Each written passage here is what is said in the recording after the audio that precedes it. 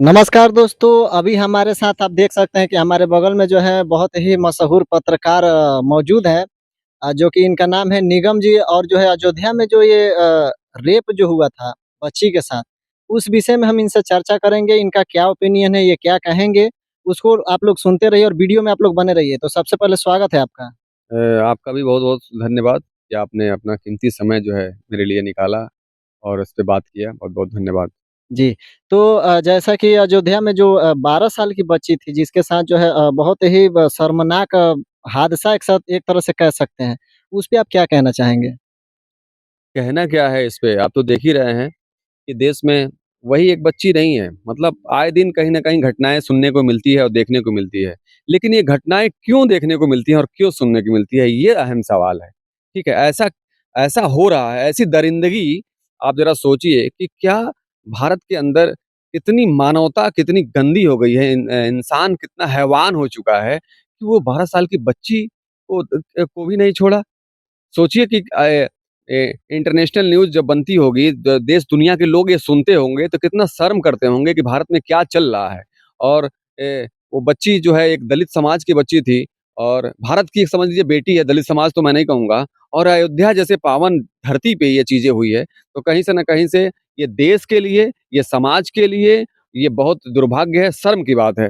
इसका बहुत मैं घोर निंदा करता हूँ और जो लोग इसमें इन्वॉल्व हैं, उनको सरकार कठोर से कठोर जो है सज़ा दे कि आने वाले समय में ऐसी हरकत करने में लोग थर-थर काँपें। तो कहीं से न कहीं से मैं जानता हूँ कि इस पे उसको राजनीतिकरण नहीं करना चाहिए और राजनीति के चश्मे से नहीं देखना चाहिए। इस पे कठोर कार्रवाई होना चाहिए और पूरी दुनिया के सामने इस स्कैम को इस कुकर्म को करने वाले व्यक्ति को सामने लाना चाहिए कि लोग जो है डरें इस चीज़ के लिए। जी, तो जैसा कि आप आपकी जानकारी के लिए या फिर आपको जानकारी होगी कि जो मोईद खान है, वो अखिलेश यादव के बहुत करीबी माने जाते हैं। जी। देखिए, करीबी माने जाते हैं, वो करीबी हैं, ठीक है, वो अलग बात है। लेकिन अखिलेश यादव तो नहीं कहा था कि आपने ऐसा ऐसा करें और अखिलेश यादव ने डीएनए टेस्ट का माँग भी किया। तो मैं ये चाहता हूँ कि सरकार के अंदर कोई भी हो, किसी भी पार्टी के अंदर कोई भी व्यक्ति हो अगर वो गलत करता है, तो उसके लिए जहाँ तक हो सके भारत के संविधान के तहत उस पे कार्रवाई होनी चाहिए और उसको कठोर से कठोर सज़ा देना चाहिए। उनको उनको बहुत पहले ही इस बयान को कर देना चाहिए और उसको उनके विपक्ष में खड़ा होना चाहिए, लड़की के पक्ष में खड़ा होना चाहिए इस चीज़ के लिए। तो मैं उनके इस बयान से मैं उनको बहुत धन्यवाद करूँगा कि अखिलेश जी ने इस बात को कहा और उसपे डीएनए टेस्ट हुआ जो जिस पे दोषी पाए गए लोग उस पे कार्रवाई भी हो रही है और कठोर से कठोर कार्रवाई की माँग हम कर रहे हैं। जैसा कि अखिलेश यादव जी ने जो है माँग कर दिया कि डीएनए टेस्ट होना चाहिए। टेस्ट भी हुआ, उसका रिपोर्ट भी है। रिपोर्ट जो है किसके पक्ष में आया? रिपोर्ट दोषी पाए गए हैं, मोइन खान दोषी पाए गए हैं और लोग दोषी पाए गए हैं। तो ये सब चीज़ें जो है देखिए, जो पक्ष में आया है लड़की के पक्ष में तो उसे सज़ा मिलेगी बिल्कुल मिलेगी और एक बेटी को न्याय मिलेगा।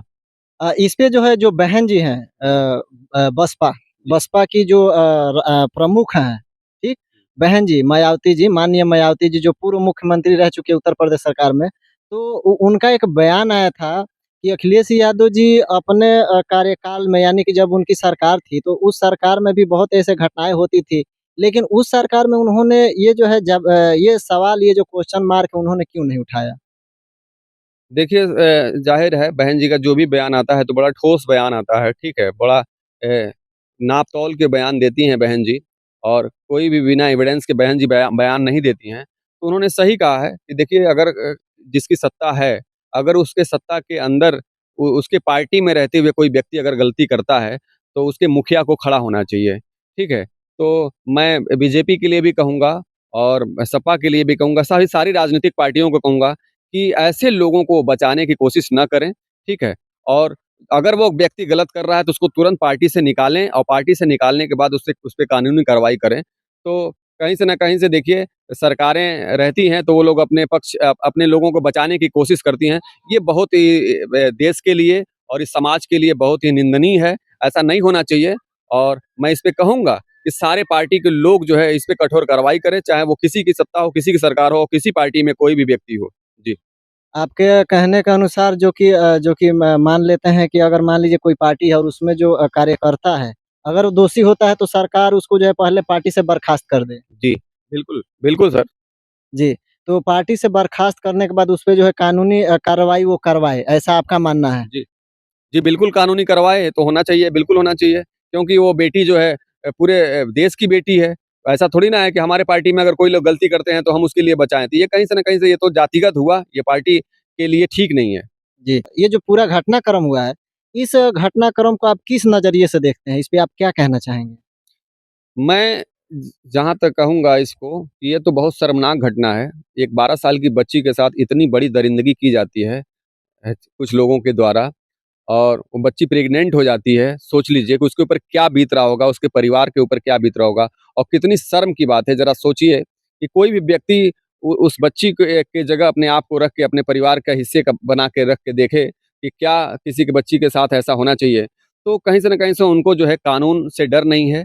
वो अपने आप को कानून से ऊपर समझते हैं और ये फेलियर है राजनीतिक पार्टियों का, कानून का, जो आज 2014 से सरकार चल रही है उसका फेलियर है कि लोग जो है इतनी बड़ी घटनाएँ कर रहे हैं, उनको डर नहीं है कानून से। यही बहन जी की जब सत्ता हुआ करती थी, तो मुल्ज़िम जो है थर-थर काँपते थे और ऐसे क्राइम देखने को नहीं मिलता था। आप एनसीआरबी की रिपोर्ट देख सकते हैं कि जितनी घटनाएँ बढ़ी हैं, दलितों के ऊपर घटनाएँ हो रही हैं, महिलाओं के ऊपर जो घटनाएँ हो रही हैं, लोगों को मूछें रखने के लिए, लोगों को घोड़ी चढ़ने के लिए, जातिगत भावनाओं के तहत हत्याएँ हो रही हैं। गले गले में गले और पैर बाँध के जो है तालाबों में लाशें मिल रही हैं। ह कितनी बार अभी हमारे यहाँ देख सकते हैं यहाँ की लार में एक हत्या हुआ है, जिसके एफआईआर के लिए थाने पे धरना प्रदर्शन करना पड़ा भीम आर्मी के द्वारा।